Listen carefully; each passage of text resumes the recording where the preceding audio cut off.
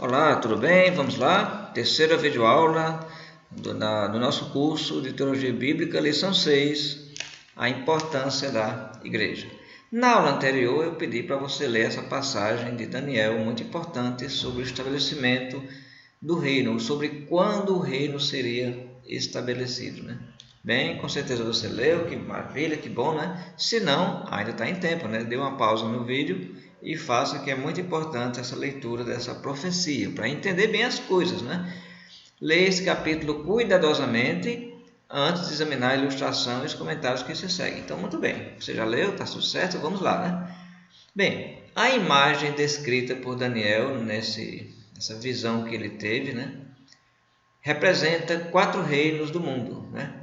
Nós vimos Daniel capítulo 2, 36 a 40. Nos dias do 4º reino, o que é que ele diz nessa parte do versículo? Nos dias do 4º reino, no versículo 44, Deus estabeleceria o seu reino, ou igreja. E Daniel identificou os 3 primeiros reinos. O primeiro reino, claramente, é dito na profecia de ouro. Ele disse: é você, rei, Nabucodonosor, da Babilônia. Ele é o primeiro reino da estátua, que é representado por uma cabeça de ouro, né? Eu tenho aqui, inclusive, o desenho da estátua. Veja aí, a primeira parte da estátua, a cabeça, era o próprio rei, o próprio império, na época de Daniel, que era o império da Babilônia, né? A Babilônia. O segundo reino, que era de prata, que era a parte aqui, essa parte de prata aqui da estátua, né? Era o Império Persa, né? Ou Medo-Persa, né? Que é citado em Daniel no capítulo 2, 32 e identificado no versículo 39, é chamado de Daniel no capítulo 5, 25 a 31 como o império que sucedeu a Babilônia, o Império Medo-Persa. E a história confirma realmente. Depois da Babilônia, o império seguinte, que destruiu inclusive a cidade, foi o Império Medo-Persa. O terceiro império, que agora aqui na estátua é representado pelos quadris da estátua, né? É o Império Grego, né? É o Império Grego, que é o terceiro de bronze. Daniel capítulo 2, 32 e versículo 39. Ele é previsto inclusive em Daniel capítulo 8. Em Daniel capítulo 8, versículo 1 a 21, depois você pode ler, especialmente os versículos 20 e 21, é dito que o império que iria suceder o Império Medo-Persa seria o Império da Grécia. E a história, mais à frente, confirmou, foi exatamente isso que aconteceu. Temos aqui profecias cumpridas da Bíblia, mostrando que a Bíblia é inspirada através do servo Daniel, que recebeu de Deus essa revelação. Muito bem, a história confirma então essa sucessão de reinos, como está aqui na visão, né? Império da Babilônia, Império Persa, Grécia e o 4º Império. Qual seria o 4º Império? Qual foi o império que sucedeu o Império da Grécia? Sabemos que foi o Império Romano, né? E o que acontece então na visão? Uma pedra cortada sem auxílio de mãos cai nos pés da estátua e toda a estátua vira pó. E o que era essa pedra, né? O que era essa pedra? Bem, vamos ver. Quanto ao 4º reino, a sua descrição em Daniel capítulo 2, 40 a 43 se ajusta perfeitamente ao chamado Império Romano, tanto na história como na Bíblia. Você pode ler, por exemplo, Lucas capítulo 2, versículo 1 a 2, 3, 1, confirma que nessa época, na época que Jesus inclusive nasceu, quem dominava era o Império Romano. E o que diz na profecia de Daniel, capítulo 2, versículo 44? A pedra cai nos pés da estátua, que representava o 4º reino. Então diz que nos dias desses reis, o Deus do céu suscitará um reino. Então a profecia dizia que nos dias do rei do Império Romano, Deus iria estabelecer o seu reino. Então como é possível gente dizendo que o reino não foi estabelecido? Quer dizer que a profecia de Deus não foi cumprida? Deus falhou? Claro que não, jamais. O reino sim foi estabelecido. Não foi como os judeus imaginavam, aquele reino poderoso, político, destruindo os romanos. Não, o reino era espiritual. O reino era de natureza espiritual. Então, diversos fatos se destacam nessas profecias. Por exemplo, a igreja teria início em Jerusalém durante os últimos dias da época judaica e especificamente nos dias do Império Romano. Essas profecias mostram que Deus considerou a igreja tão importante que a anunciou com séculos de antecedência, né? Porque foi tudo exatamente como aconteceu, né? Por Império Romano, Jesus veio, Jesus prometeu que o seu reino seria estabelecido. Inclusive ele disse: arrependei-vos que está próximo o reino dos céus. Capítulo 3 de Mateus, Jesus pregou isso, João Batista também. Então Jesus ressuscita, sobe aos céus, envia o Espírito Santo aos apóstolos, eles pregam o evangelho do reino a todas as pessoas são batizadas, se convertem, começa o reino de Deus, o reino espiritual. Por isso que Jesus disse para Pilatos: o meu reino não é desse mundo, porque não é um reino humano, é o reino espiritual. Então, o que aconteceu quando Jesus veio?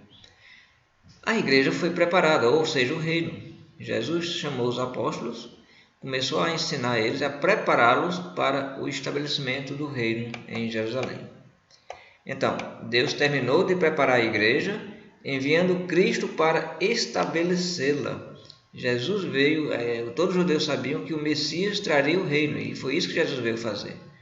E Jesus viveu nos dias de que império? Império Romano, né? Lucas 3, capítulo 1, confirma aí, né, a presença de Roma na época do ministério de Cristo. Será que Jesus confirmou essas profecias, segundo as quais a igreja ou o reino seria estabelecido na sua época? Com certeza, veja só. Observe primeiro que João Batista, o precursor de Cristo, veio pregando que o reino estava próximo. Mateus capítulo 3, versículo 2. Arrependei-vos que está próximo o reino dos céus. Essa é a mensagem de João Batista naquela época. Então, se estava próximo, ele seria estabelecido. Jesus pregou a mesma coisa mais tarde, acrescentando: o tempo está cumprido. Ou seja, era o momento de cumprimento da profecia. Jesus também mandou seus apóstolos pregarem que o reino estava próximo. Mateus capítulo 10, versículo 7. Prometendo a eles que construiria sua igreja ou reino. Veja só, Mateus capítulo 16, versículo 18, o que é que Jesus diz a Pedro? Estabelecerei a minha igreja. Ele diz para Pedro: Pedro, tu és pedra. Por quê? Porque o nome de Pedro queria dizer pedra, mas ele diz: sobre essa pedra, agora aí não é mais Pedro, né? É a afirmação que Pedro tinha dado anteriormente: tu és o Cristo, o Filho de Deus vivo. Então Jesus diz: Pedro, você é pedra, mas sobre essa pedra, ele usa a palavra grega petra, que quer dizer rocha, né? Então Jesus diz: vou estabelecer a minha igreja. Então, se o reino estava próximo, Jesus promete estabelecer a igreja, o reino iria começar em Jerusalém, a igreja é estabelecida em Jerusalém. Então 2 mais 2 é 4, né? Está claríssimo, né? O reino, a igreja foi cumprido conforme indicavam as profecias. João Batista e Jesus acreditavam então que havia chegado a hora de estabelecer o reino. Muito bem, continuando. Paulo explica tempos depois que Cristo amava a igreja e morreu para comprá-la, né? Para comprá-la, por exemplo, Atos, essa passagem de Atos é muito importante. Atos capítulo 20, deixa eu ver aqui, Atos capítulo 20, versículo 28, veja como diz: atendei por vós, aqui é o apóstolo Paulo falando para os presbíteros: atendei por vós e por todo o rebanho, sobre o qual o Espírito Santo vos constituiu bispos, para pastoreares a igreja de Deus, a qual ele comprou com seu próprio sangue. O que é que está dizendo? Jesus comprou a igreja com seu próprio sangue. Efésios capítulo 5, versículo 25 e 26. Vai falar também sobre a igreja e sua relação com Cristo. Efésios capítulo 5, versículo 25, vai dizer assim: maridos, amai vossa mulher, como também Cristo amou a igreja e a si mesmo se entregou por ela, né? Para que a santificasse, tendo-a purificado por meio da lavagem de água pela palavra. Parece que está relacionado aí batismo, palavra, conversão, a igreja purificada. Jesus está falando de quê? Do reino. Então, note que a gente encontra a palavra igreja, a palavra reino, se referindo às mesmas características e propriedades. A morte de Cristo, né, sua morte também cancelou a lei do Velho Testamento, que separava os judeus dos gentios. Por exemplo, Efésios capítulo 2, versículo 14, Eu sei que hoje tem pessoas que querem viver pelo Antigo Testamento, querem, né, citar leis do Antigo Testamento, mas vamos ler aqui. Diz o seguinte: porque Ele é a nossa paz, o qual de ambos, quem são ambos? Judeus e gentios, fez um, e tendo derribado a parede da separação que estava no meio, a inimizade, aboliu na sua carne a lei dos mandamentos na forma de ordenanças, para que dos dois criasse em si mesmo um novo homem, fazendo a paz. Então a Efésios está dizendo que Cristo ele aboliu a lei do Velho Testamento e estabeleceu agora uma nova aliança, onde não há mais judeu nem gentio, todos agora são um. A parede que separava, que era marcada pela lei de Moisés, foi cumprida. Jesus cumpriu a lei, e todos os regulamentos e mandamentos, tudo isso foi cumprido e encerrado na cruz com Cristo. Mais texto temos em Colossenses, capítulo 2, versículo 14 a 17, que ele vai dizer: tendo cancelado o escrito da dívida que era contra nós, o qual constava de ordenanças, o qual nos era prejudicial, removeu, veja aí, inteiramente, não foi uma parte da lei que foi removida, inteiramente, encravando na cruz, e despojando os principais e potestades, publicamente os expôs ao desprezo, triunfando deles na cruz. E aí veja o que ele conclui dizendo: olha, ninguém, pois, vos julgue mais por causa de comida e bebida, ou dia de festas, ou lua nova, ou sábados. O que era isso? Isso eram as coisas da lei dos judeus, né? Eles tinham a questão de comida que os judeus não comiam. Eles tinham a questão de bebida, tinham bebidas que eles não bebiam. Tinha dia de festas, Pentecostes, a Páscoa, tabernáculos, a lua novas que eles celebravam, os sábados que eles guardavam. O que é que Paulo está dizendo? Ninguém vos julgue mais por conta disso. Por quê, Paulo? Ele diz no 17: porque tudo isso tinha sido sombra das coisas que haviam de vir, porém o corpo é de Cristo. Então, essas coisas eram sombras, eram do passado. Agora Cristo cumpriu tudo isso. Nós estamos mais ligados a isso. Ele uniu então judeus e gentios em um só corpo, a igreja, conforme agora podemos confirmar novamente, dessa vez outra passagem de Efésios, no capítulo 2, versículo 16, que ele diz: e reconciliasse ambos em um só corpo com Deus, por intermédio da lei, não, da cruz, destruindo por ela a inimizade. E no capítulo 1, versículos 22 e 23, ele vai dizer: e pôs todas as coisas debaixo dos pés, e para seu cabeça sobre todas as coisas o deu à igreja, a qual é o seu corpo, a plenitude daquele que a tudo enche em todas as coisas.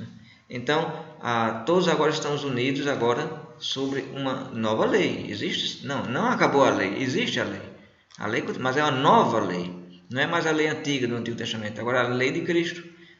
E Hebreus, capítulo 9, vai mais uma vez lembrar, né, a nova aliança que temos. Né? Hebreus, capítulo 9, versículo do 15 ao 17, ele diz: por isso mesmo ele é mediador da nova aliança, a fim de que, intervindo a morte para a remissão das transgressões que havia sob a primeira aliança, recebam a promessa da eterna aliança aqueles que têm sido chamados. Quem tem sido chamados? Você que está me ouvindo está sendo chamado. Todas as pessoas são chamadas, né, para fazer parte de Cristo. Porque onde há testamento, versículo 16, é necessário que intervenha a morte do testador. Exatamente. Pois um testamento só é confirmado no caso de mortos, visto que de maneira nenhuma tem força de lei enquanto vive o testador. Então Jesus morreu e estabeleceu a nova aliança. E ele diz, versículo 18, pelo que nem a primeira aliança foi sancionada sem sangue. E é verdade, né? E é verdade. Assim sendo, na igreja, homens de todas as nações podem servir ao Senhor e receber suas bênçãos, sem qualquer distinção. Efésios, mais uma vez, Efésios capítulo 3, versículo 4 a 6. Não sei, talvez nós já tenhamos lido essa passagem. Deixa eu ver, Efésios capítulo 3, versículo 4 a 6, ele diz: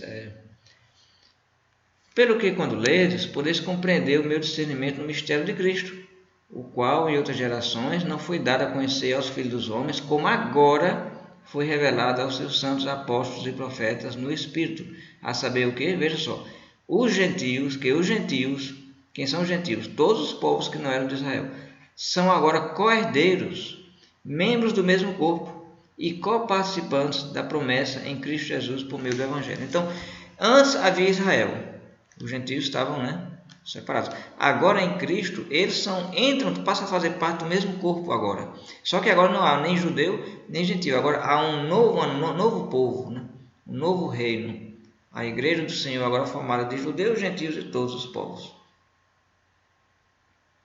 Então, aí realizando o quê? Aquela passagem que já vimos de Efésios. Lembra? O eterno propósito de Deus, o qual estabeleceu na igreja.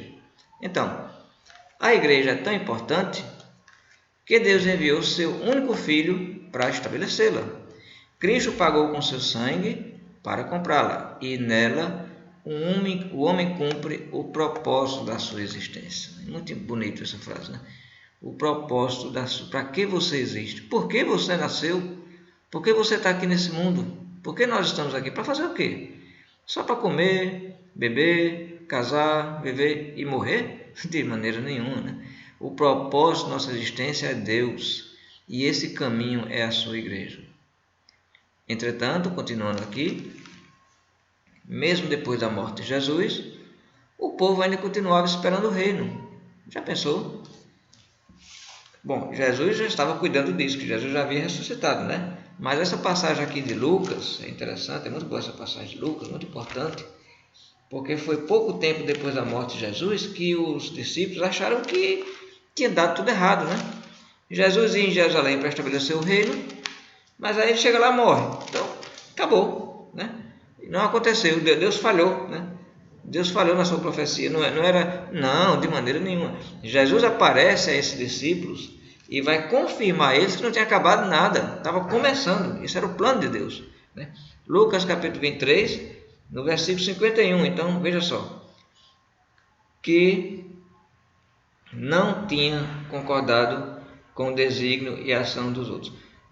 Eu estou aqui, Lucas capítulo 23, Lucas 23, versículo 51, deixa eu ver aqui, eu acho que esse texto aqui não é essa passagem, eu sei qual é a passagem, mas não é essa passagem. Deixa eu ver aqui, Lucas, achei. Me desculpe, essa passagem você pode depois confirmar, é capítulo 24, capítulo 24, não está certo, ele diz assim, veja só, que não tinha concordado com o desígnio e a ação dos outros. Natural da Arimateia, deixa eu ler o versículo 50 que fica melhor, diz assim, e eis que certo homem chamado José, membro do Sinédrio, homem bom e justo, que não tinha concordado com o desígnio e a ação dos outros, ou seja, ele não tinha concordado com o que os judeus tinham feito de ter matado Jesus. Ele era natural de Arimateia, cidade dos judeus, e que, veja o que diz, esperava o reino de Deus. Ele esperava o reino de Deus. E a passagem que eu queria dizer mais adiante é de Lucas 24, quando ele aparece aos discípulos que estavam tristes, e Jesus acompanha eles, e veja aqui, eu vou ler para você, iam conversando a respeito de todas as coisas acontecidas. Versículo 15, Lucas 24, 15. Aconteceu que enquanto conversavam e discutiam, o próprio Jesus se aproximou e ia com eles. E os seus olhos, porém, estavam como que impedidos, eles não reconheceram. Versículo 17 diz, então lhes perguntou Jesus, o que é que vocês estão preocupados e vêm tratando aqui no caminho? E eles pararam entristecidos. Um, porém, chamado Cleopas, respondeu dizendo, és o único, porventura, que tendo estado em Jerusalém, ignoras as ocorrências desses últimos dias? Ele lhes perguntou, quais? E explicaram, o que aconteceu a Jesus, o Nazareno, que era varão profeta, poderoso em obras e palavras diante de Deus e todo o povo, e como os principais sacerdotes e as nossas autoridades o entregaram para ser condenado à morte e o crucificaram. Agora veja o que eles vão dizer no versículo 21. Ora, nós esperávamos que fosse ele quem havia de redimir Israel. Mas depois de tudo isso, e já é o terceiro dia desde que essas coisas aconteceram, está vendo? Eles estão dizendo, eles esperavam que era ele que iria salvar Israel, né? Estabelecer o reino. Então, Jesus ressuscitado depois vai aparecer a eles, vai explicar a eles que era necessário que se cumprisse tudo isso e vai enviar eles de volta para Jerusalém, onde o reino seria estabelecido, né? Então, continuando aqui na lição, nós lemos Lucas 23, 51. Foi falando de José de Arimateia, que era alguém que esperava o reino. Mas vejamos agora como foi estabelecida a igreja ou o reino, né? Conforme vimos em Lucas. Jesus tinha ensinado anteriormente que o reino viria com poder, né? Com poder. Em Atos capítulo 1, ele dissesse que eles voltassem para Jerusalém até que aguardassem, onde eles receberiam o Espírito Santo com poder, antes que alguns dos seus discípulos passassem pela morte. Deixa eu explicar bem essa passagem o que quer dizer. Jesus disse certa vez, está registrado aqui em Marcos capítulo 9, versículo 1, ele estava reunido com discípulos, muitas pessoas, havia lá jovens, havia lá homens e havia lá velhos. Então ele diz assim, alguns que vocês que estão aqui não vão morrer até ver o reino chegar. Jesus diz isso em Marcos capítulo 9, versículo 1, ou seja, alguns iriam ver, alguns iriam presenciar o reino ser estabelecido. Então, se é como alguns dizem que não foi estabelecido, essas pessoas teriam que estar vivas ou Jesus teria mentido. Isso é impossível. Jesus disse também aos apóstolos que ficassem em Jerusalém até receber esse poder, o qual viria com o Espírito Santo.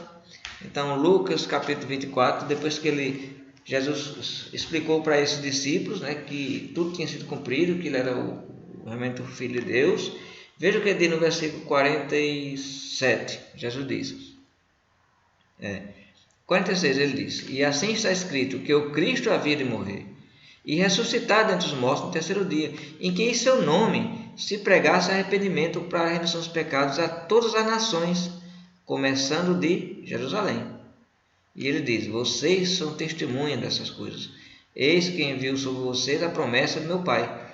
Permaneçam, pois, na cidade. Qual cidade? Jerusalém.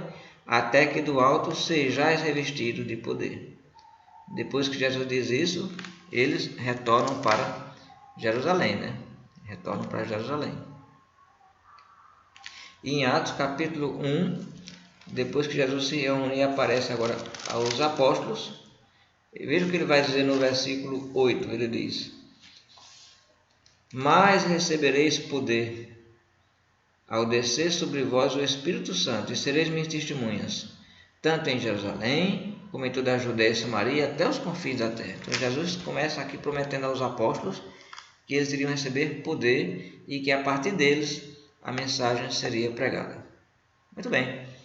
Recapitulando, vemos então que o Antigo Testamento e Jesus anunciaram que o reino da igreja seria estabelecido. Quando? Então, estamos aqui recapitulando. Em Jerusalém, né, as profecias, lemos Isaías capítulo 2, a cidade de Jerusalém. Joel falou nos últimos dias, não é o fim do mundo, como alguns pensam, é os últimos dias da era do Antigo Testamento, da era judaica. Seria durante os dias dos reis romanos, lembra Daniel capítulo 2, versículo 44, nos dias desses reis, na época do Império Romano, o reino viria. Ponto 4. Enquanto alguns dos discípulos daquela época ainda vivessem, Jesus disse, alguns não vão morrer até ver o reino chegar. Ponto 5. O reino viria com poder, como vimos agora, e com o Espírito Santo. Essas profecias foram cumpridas? Com toda a certeza. Com toda a certeza. Na nossa próxima videoaula, continuando essa lição. Essa lição ela é grande, ela é extensa, não dá para te gravar tudo em um vídeo só, porque você não ia aguentar mais me ouvir, né? Então vamos parar mais por aqui para que você possa, né, continuar seus afazeres ou poder continuar outra hora, mas se estiver disposto a continuar seguindo, né, o nosso raciocínio nessa lição. Na nossa próxima videoaula nós vamos ver como foi que essas profecias foram cumpridas, como foi que aquela preparação que foi feita com Abraão, as profecias com os profetas, né? Que os profetas profetizaram lá de Daniel, capítulo 2, nos dias dos reis romanos, como foi que na época de Cristo, Jesus dizendo o reino está próximo, né? E Jesus preparando os apóstolos, enviando e ressuscitando dos mortos, indicando para eles ir para Jerusalém e aguardar a promessa. Como foi que tudo isso foi cumprido e como foi que o reino foi estabelecido. Então veremos isso na nossa próxima lição, mostrando a igreja agora presente na era cristã. Vamos estudar aqui sobre o estabelecimento da igreja do Senhor Jesus.